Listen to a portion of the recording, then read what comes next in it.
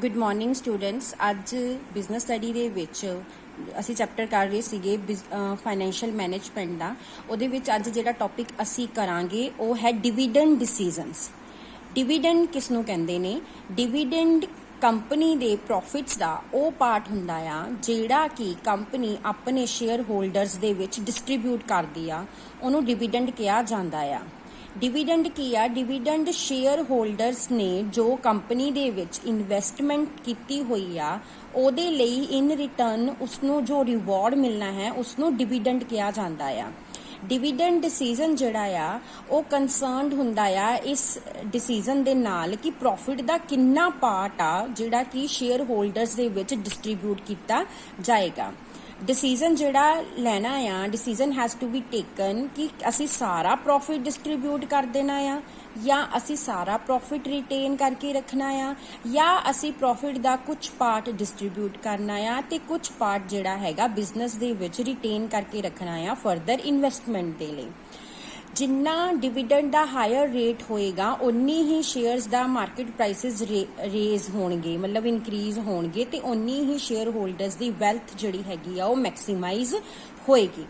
ਹੁਣ ਕਿਹੜੇ ਫੈਕਟਰਸ ਨੇ ਜਿਹੜੇ ਡਿਵੀਡੈਂਡ ਡਿਸੀਜ਼ਨਸ ਨੂੰ ਇਫੈਕਟ ਕਰਦੇ ਨੇ? ਸੋ ਫੋਲੋਇੰਗ ਫੈਕਟਰਸ ਨੇ ਜਿਹੜੇ ਕਿ ਡਿਵੀਡੈਂਡ ਡਿਸੀਜ਼ਨਸ ਨੂੰ ਇਫੈਕਟ ਕਰਦੇ ਨੇ, ਜਿਹਦੇ ਵਿੱਚ ਸਭ ਤੋਂ ਪਹਿਲਾ ਫੈਕਟਰ ਹੈ ਅਮਾਉਂਟ ਆਫ ਅਰਨਿੰਗ।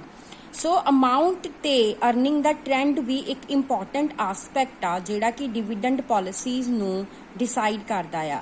ਡਿਵੀਡੈਂਡ ਜਿਹੜਾ ਆ ਅਸੀਂ ਪ੍ਰੈਜ਼ੈਂਟ ਤੇ ਪਾਸਟ ਈਅਰਸ ਦੇ ਪ੍ਰੋਫਿਟਸ ਦੇ ਵਿੱਚੋਂ ਪੇ ਕਰਨਾ ਹੁੰਦਾ ਆ। ਸੋ ਇਸ ਲਈ ਸਾਨੂੰ ਡਿਵੀਡੈਂਡ ਡਿਸੀਜ਼ਨ ਲੈਣ ਦੇ ਟਾਈਮ ਤੇ ਆਪਣੇ ਪਾਸਟ ਪ੍ਰੋਫਿਟਸ ਨੂੰ ਵੀ ਧਿਆਨ ਦੇ ਵਿੱਚ ਰੱਖਣਾ ਚਾਹੀਦਾ ਆ।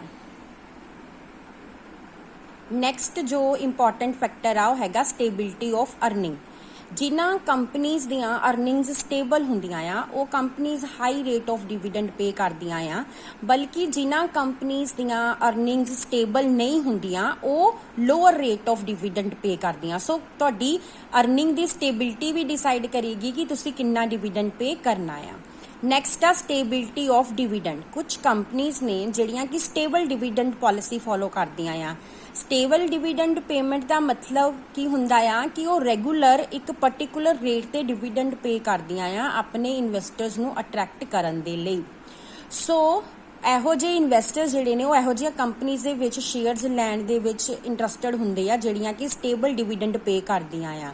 ਸੋ ਇਹ ਪਾਲਿਸੀ ਜਿਹੜੀ ਹੈਗੀ ਆ ਇਹ ਸ਼ੇਅਰ ਹੋਲਡਰਸ ਇਸ ਪਾਲਿਸੀ ਨੂੰ ਬਹੁਤ ਜ਼ਿਆਦਾ ਫੇਵਰ ਕਰਦੇ ਆ ਤੇ ਉਹਦੇ ਨਾਲ ਕੰਪਨੀ ਦੀ ਮਾਰਕੀਟ ਦੇ ਵਿੱਚ ਗੁੱਡਵਿਲ ਵੀ ਇਨਕਰੀਜ਼ ਹੁੰਦੀ ਆ। ਸੋ ਕੀ ਕੰਪਨੀ ਸਟੇਬਿਲਿਟੀ ਆਫ ਡਿਵੀਡੈਂਡ ਨੂੰ ਐਜ਼ ਅ ਪਾਲਿਸੀ ਅਡਾਪਟ ਕਰ ਰਹੀ ਆ ਤਾਂ ਉੱਥੇ ਵੀ ਫਿਰ ਅਗਰ ਕੰਪਨੀ ਦੀਆਂ ਅਰਨਿੰਗਸ ਸਟੇਬਲ ਹੋਣਗੀਆਂ ਤਾਂ ਹੀ ਉਹ ਕੰਪਨੀ ਜਿਹੜੀ ਹੈਗੀ ਆ ਸਟੇਬਲ ਡਿਵੀਡੈਂਡ ਪਾਲਿਸੀ ਨੂੰ ਫੋਲੋ ਕਰ ਸਕਦੀ ਆ। ਫੋਰਥ ਪੁਆਇੰਟ ਜੋ ਹੈ ਉਹ ਹੈਗਾ ਆ ਗਰੋਥ ਓਪਰਚੁਨਿਟੀਜ਼ ਦਾ। ਕੰਪਨੀ ਦੇ ਗਰੋਥ ਦੇ ਕੀ ਪਲਾਨ ਆ? ਕੀ ਕੰਪਨੀ ਕੋਈ ਪਾਰਟਿਕੂਲਰ ਪ੍ਰੋਜੈਕਟ ਸਟਾਰਟ ਕਰਨਾ ਚਾਹੁੰਦੀ ਆ ਜਾਂ ਕੋਈ ਪਾਰਟਿਕੂਲਰ ਐਕਸਪੈਂਸ਼ਨ ਕਰਨਾ ਚਾਹੁੰਦੀ ਆ? ਜੇ ਉਹ ਕੰਪਨੀ ਕੋਈ ਪਾਰਟਿਕੂਲਰ ਐਕਸਪੈਂਸ਼ਨ ਕਰਨਾ ਚਾਹੁੰਦੀ ਆ ਤਾਂ ਫਿਰ ਉਹ ਕੰਪਨੀ ਘੱਟ ਡਿਵੀਡੈਂਡ ਪੇ ਕਰੇਗੀ ਕਿਉਂਕਿ ਉਹ ਆਪਣੇ ਪ੍ਰੋਫਿਟਸ ਨੂੰ ਰਿਟੇਨ ਕਰਕੇ ਰੱਖੇਗੀ ਆਪਣੀਆਂ ਐਕਸਪੈਂਸ਼ਨ ਦੇ ਵਿੱਚ ਇਨਵੈਸਟ ਕਰਨ ਦੇ ਲਈ। ਬਟ ਜੇ ਕੰਪਨੀ ਦੀ ਕੋਈ ਵੀ ਇਹੋ ਜਿਹੀ ਗਰੋਥ ਪਾਲਿਸੀ ਨਹੀਂ ਹੈਗੀ, ਕੋਈ ਇਨਵੈਸਟਮੈਂਟ ਓਪਰਚੁਨਿਟੀ ਨਹੀਂ ਹੈਗੀ, ਫਿਰ ਉਹ ਕੰਪਨੀ ਜਿਹੜੀ ਆ ਹਾਈ ਰੇਟ ਆਫ ਡਿਵੀਡੈਂਡ ਪੇ ਕਰਦੀ ਆ। ਨੈਕਸਟ ਆ ਕੈਸ਼ ਫਲੋ ਪੋਜੀਸ਼ਨ। ਡਿਵੀਡੈਂਡ ਦੀ ਪੇਮੈਂਟ ਜਿਹੜੀ ਹੈਗੀ ਆ ਉਹਦੇ ਵਿੱਚ ਕੈਸ਼ ਆਊਟਫਲੋ ਇਨਵੋਲਵ ਹੁੰਦਾ ਆ। ਸੋ ਕੰਪਨੀ ਜਿਹੜੀ ਆ ਹਾਈ ਡਿਵੀਡੈਂਡ ਤਾਂ ਹੀ ਪੇ ਕਰ ਸਕਦੀ ਆ ਅਗਰ ਉਹਦੇ ਕੋਲ ਸਰਪਲਸ ਕੈਸ਼ ਫਲੋ ਹੋਏਗਾ। ਔਰ in case company the cash position ਵਧੀਆ ਨਹੀਂ ਹੈਗੀ ਜਾਂ ਅਰਨਿੰਗਸ ਸਟੇਬਲ ਨਹੀਂ ਹੈਗੀਆਂ ਤਾਂ ਉਹਨਾਂ ਨੂੰ ਲੋ ਰੇਟ ਆਫ ਡਿਵੀਡੈਂਡ ਹੀ ਪੇ ਕਰਨਾ ਪਏਗਾ। ਉਸ ਤੋਂ ਬਾਅਦ ਆ ਸ਼ੇਅਰ ਹੋਲਡਰ ਦੀ ਪ੍ਰੈਫਰੈਂਸਿਸ। ਕੁਝ ਸ਼ੇਅਰ ਹੋਲਡਰ ਜਿਹੜੇ ਆ ਉਹ ਇੰਟਰਸਟਿਡ ਹੁੰਦੇ ਆ ਹਾਇਰ ਰਿਟਰਨ ਲੈਣ ਦੇ ਲਈ ਆਪਣੀਆਂ ਇਨਵੈਸਟਮੈਂਟਸ ਤੇ। ਸੋ ਡਿਵੀਡੈਂਡ ਜਿਹੜਾ ਰੇਟ ਜਿਹੜਾ ਹੈਗਾ ਆ ਉਹ ਉਸ ਨੂੰ ਮਤਲਬ ਕਿ ਇਸ ਸਿਚੁਏਸ਼ਨ ਦੇ ਵਿੱਚ ਆਪਣੇ ਮਾਈਂਡ ਦੇ ਵਿੱਚ ਰੱਖਦੇ ਆ। ਸੋ ਕੁਝ ਇਨਵੈਸਟਰਸ ਜਿਹੜੇ ਹੁੰਦੇ ਆ ਉਹ ਚਾਹੁੰਦੇ ਹੁੰਦੇ ਆ ਕਿ ਉਹਨਾਂ ਦਾ ਸ਼ੇਅਰ ਪ੍ਰਾਈਸਿਸ ਇਨਕਰੀਜ਼ ਹੋਣ ਤੇ ਉਹ ਕੁਇਕ ਡਿਵੀਡੈਂਡਸ ਨਹੀਂ ਚਾਹੁੰਦੇ। ਸੋ ਉੱਥੇ ਇਹਨਾਂ ਸ਼ੇਅਰ ਹੋਲਡਰਸ ਦੀਆਂ ਪ੍ਰੈਫਰੈਂਸਿਸ ਨੂੰ ਵੀ ਧਿਆਨ 'ਚ ਰੱਖਣਾ ਚਾਹੀਦਾ ਡਿਵੀਡੈਂਡ ਪਾਲਿਸੀ ਬਣਾਉਣ ਦੇ ਟਾਈਮ ਤੇ। ਉਸ ਤੋਂ ਬਾਅਦ ਹੈ ਟੈਕਸੇਸ਼ਨ ਦੀ ਪਾਲਿਸੀ। ਬਿਜ਼ਨਸ ਦੇ ਹਾਈ ਜਾਂ ਲੋ ਰੇਟ ਟੈਕਸਿਸ ਜਿਹੜੇ ਨੇ ਉਹ ਉਹਦੀਆਂ ਅਰਨਿੰਗਸ ਨੂੰ ਇਫੈਕਟ ਕਰਦੇ ਆ ਤੇ ਅਲਟੀਮੇਟਲੀ ਉਹਦੇ ਨਾਲ ਕੰਪਨੀ ਦੀ ਡਿਵੀਡੈਂਡ ਪਾਲਿਸੀ ਵੀ ਇਫੈਕਟ ਹੁੰਦੀ ਆ।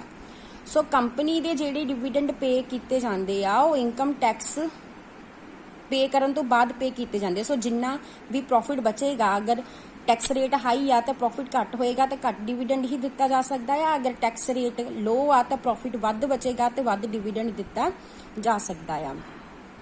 ਕੁਝ ਕੇਸਿਸ ਦੇ ਵਿੱਚ ਕੀ ਹੁੰਦਾ ਕਿ ਜਦੋਂ ਅਸੀਂ ਕੰਪਨੀ ਆਪਣੇ ਸ਼ੇਅਰ ਹੋਲਡਰਸ ਨੂੰ ਡਿਵੀਡੈਂਡ ਦਿੰਦੀ ਆ ਤਾਂ ਉਹਦੇ ਨਾਲ ਉਸ ਸ਼ੇਅਰ ਹੋਲਡਰ ਦਾ ਇਨਕਮ ਟੈਕਸ ਸਟੇਟਸ ਵੀ ਇਫੈਕਟ ਕਰਦਾ ਆ। ਸੋ ਇਹੋ ਜਿਹੇ ਸ਼ੇਅਰ ਹੋਲਡਰ ਜਿਹੜੇ ਆਲਰੇਡੀ ਹਾਈਲੀ ਟੈਕਸਡ ਬਰਡਨਡ ਹੁੰਦੇ ਆ ਉਹ ਡਿਵੀਡੈਂਡ ਨਹੀਂ ਲੈਣਾ ਚਾਹੁੰਦੇ। ਉਸ ਤੋਂ ਬਾਅਦ ਨੈਕਸਟ ਪੁਆਇੰਟ ਹੈ ਸਟਾਕ ਮਾਰਕੀਟ ਦਾ ਰਿਐਕਸ਼ਨ। ਕੰਪਨੀ ਦੀ ਡਿਵੀਡੈਂਡ ਪਾਲਿਸੀ ਤੇ ਸਟਾਕ ਮਾਰਕੀਟ ਦਾ ਵੀ ਇੰਪੈਕਟ ਹੁੰਦਾ ਆ। ਸੋ ਡਿਵੀਡੈਂਡ ਡਿਸੀਜਨ ਲੈਣ ਦੇ ਟਾਈਮ ਤੇ ਸਟਾਕ ਮਾਰਕੀਟ ਨੂੰ ਵੀ ਧਿਆਨ ਵਿੱਚ ਰੱਖਣਾ ਚਾਹੀਦਾ ਆ। ਸੋ ਅਗਰ ਕੰਪਨੀ ਹਾਈ ਡਿਵੀਡੈਂਡ ਪੇ ਕਰੇਗੀ ਤਾਂ ਉਹਦੇ ਨਾਲ ਸ਼ੇਅਰਸ ਦੀ ਵੈਲਿਊ ਤੇ ਪੋਜ਼ਿਟਿਵ ਇੰਪੈਕਟ ਪਏਗਾ, ਬਟ ਅਗਰ ਕੰਪਨੀ ਲੋ ਡਿਵੀਡੈਂਡ ਪੇ ਕਰੇਗੀ ਤਾਂ ਉਹਦੇ ਨਾਲ ਜਿਹੜਾ ਹੈ ਉਹਦੇ ਸ਼ੇਅਰਸ ਦੀ ਵੈਲਿਊ ਤੇ ਨੈਗੇਟਿਵ ਇੰਪੈਕਟ ਪਏਗਾ। ਨੈਕਸਟ ਪੁਆਇੰਟ ਹੈ access to the capital market. ਅਗਰ ਕੰਪਨੀ ਨੂੰ ਜ਼ਿਆਦਾ ਫੰਡਸ ਦੀ ਲੋੜ ਹੈਗੀ ਆ ਤਾਂ ਕੰਪਨੀ ਜਾਂ ਤਾਂ ਸ਼ੇਅਰਸ ਇਸ਼ੂ ਕਰੇਗੀ, ਡਿਵੈਂਚਰਸ ਇਸ਼ੂ ਕਰੇਗੀ ਮਾਰਕੀਟ ਦੇ ਵਿੱਚ, ਜਾਂ ਆਪਣੀਆਂ ਰਿਟੇਨਡ ਅਰਨਿੰਗਸ ਨੂੰ ਯੂਜ਼ ਕਰੇਗੀ। ਸੋ ਕੰਪਨੀ ਜਿਹੜੀ ਕਿ ਕੈਪੀਟਲ ਮਾਰਕੀਟ ਨੂੰ ਈਜ਼ੀਲੀ ਅਪਰੋਚ ਕਰ ਸਕਦੀ ਆ, ਜਿਹਦੀ ਰੈਪੂਟੇਸ਼ਨ ਵਧੀਆ ਹੈਗੀ ਆ, ਤਾਂ ਉਹ ਕੰਪਨੀ ਜਿਹੜੀ ਹੈਗੀ ਆ ਮਾਰਕੀਟ ਦੇ ਵਿੱਚੋਂ ਵੀ ਸ਼ੇਅਰਸ ਇਸ਼ੂ ਕਰ ਸਕਦੀ ਆ। ਬਟ ਨਾਰਮਲੀ ਕੀ ਹੁੰਦਾ ਆ ਕਿ ਜਿਹੜੀਆਂ ਕੰਪਨੀਆਂ ਰੈਗੂਲਰ ਡਿਵੀਡੈਂਡ ਪੇ ਕਰਦੀਆਂ ਹਾਈ ਰੇਟਸ ਤੇ, ਉਹੀ ਫੰਡਸ ਜਿਹੜੀਆਂ ਕੈਪੀਟਲ ਮਾਰਕੀਟ ਚੋਂ ਰੇਜ਼ ਕਰ ਸਕਦੀਆਂ ਆ। ਸੋ ਕੈਪੀਟਲ ਮਾਰਕੀਟ ਦੀ ਅਸੈਸ ਜਿਹੜੀ ਹੈਗੀ ਆ ਉਹ ਵੀ ਪੋਸੀਬਲ ਹੋ ਜਾਂਦੀ ਆ ਅਗਰ ਕੰਪਨੀ ਹਾਈ ਰੇਟ ਤੇ ਡਿਵੀਡੈਂਡ ਪੇ ਕਰਦੀ ਆ। ਉਸ ਤੋਂ ਬਾਅਦ ਨੈਕਸਟ 10th ਪੁਆਇੰਟ ਹੈ ਲੀਗਲ ਕੰਸਟ੍ਰੇਂਟਸ ਦਾ। ਕੁਝ ਲੀਗਲ ਪ੍ਰੋਵੀਜ਼ਨਸ ਵੀ ਨੇ ਕੰਪਨੀ ਐਕਟ ਦੁਆਰਾ ਲਗਾਈਆਂ ਗਈਆਂ ਡਿਵੀਡੈਂਡ ਦੀ ਪੇਮੈਂਟ ਦੇ ਰਿਗਾਰਡਿੰਗ। ਸੋ ਡਿਵੀਡੈਂਡ ਪੇ ਕਰਨ ਦੇ ਟਾਈਮ ਤੇ ਇਹਨਾਂ ਪ੍ਰੋਵੀਜ਼ਨਸ ਨੂੰ ਵੀ ਧਿਆਨ ਦੇ ਵਿੱਚ ਰੱਖਣਾ ਆ, ਕਿਉਂਕਿ ਕੁਝ ਪਾਰਟਿਕੂਲਰ ਰੇਟ ਤੇ ਡੈਪਰੀਸੀਏਸ਼ਨ ਵੀ ਚਾਰਜ ਕਰਨੀ ਹੁੰਦੀ ਆ, ਕੁਝ ਪਾਰਟਿਕੂਲਰ ਪ੍ਰੋਫਿਟਸ ਜਿਹੜੇ ਨੇ ਰਿਜ਼ਰਵਸ ਵਿੱਚ ਵੀ ਟ੍ਰਾਂਸਫਰ ਕਰਨੇ ਹੁੰਦੇ ਆ। ਸੋ ਇਹ ਸਾਰੀਆਂ ਲੀਗਲ ਰਿਸਟ੍ਰਿਕਸ਼ਨਸ ਨੂੰ ਧਿਆਨ 'ਚ ਰੱਖ ਕੇ ਹੀ ਡਿਵੀਡੈਂਡ ਡਿਕਲੇਅਰ ਕੀਤੇ ਜਾ ਸਕਦੇ ਨੇ। ਉਸ ਤੋਂ ਬਾਅਦ 11th ਪੁਆਇੰਟ ਹੈ ਕੰਟਰੈਕਚੁਅਲ ਕੰਸਟ੍ਰੇਂਟਸ ਦਾ। ਕੁਝ ਕੰਪਨੀਆਂ ਜਿਹੜੀਆਂ ਕਿ ਲੌਂਗ ਟਰਮ ਲੋਨ ਲੈਂਦੀਆਂ ਨੇ ਲੈਂਡਰਸ ਦੇ ਕੋਲੋਂ, ਉਹਨਾਂ ਤੇ ਕੁਝ ਕੰਸਟ੍ਰੇਂਟਸ, ਕੁਝ ਲਿਮਿਟੇਸ਼ਨਸ ਵੀ ਹੁੰਦੀਆਂ ਆ ਡਿਵੀਡੈਂਡ ਦੀ ਡਿਸਟ੍ਰੀਬਿਊਸ਼ਨ ਨੂੰ ਲੈ ਕੇ। ਸੋ ਇਸ ਸਿਚੁਏਸ਼ਨ ਦੇ ਵਿੱਚ ਡਿਵੀਡੈਂਡ ਜਿਹੜਾ ਹੈਗਾ ਆ ਉਹ ਇਸ਼ੂ ਕੀਤਾ ਜਾ ਸਕਦਾ ਆ, ਬਟ ਇਹਨਾਂ ਕੰਟਰੈਕਚੁਅਲ ਕੰਸਟ੍ਰੇਂਟਸ ਨੂੰ ਧਿਆਨ ਦੇ ਵਿੱਚ ਰੱਖ ਕੇ ਹੀ ਕੀਤਾ ਜਾ ਸਕਦਾ। ਸੋ ਇਹ ਕੁਝ ਇੰਪੋਰਟੈਂਟ ਫੈਕਟਰਸ ਨੇ ਜਿਹੜੇ ਕਿ ਕੰਪਨੀ ਦੇ ਡਿਵੀਡੈਂਡ ਡਿਸੀਜਨਸ ਨੂੰ ਇਫੈਕਟ ਕਰਦੇ ਨੇ। Thank you.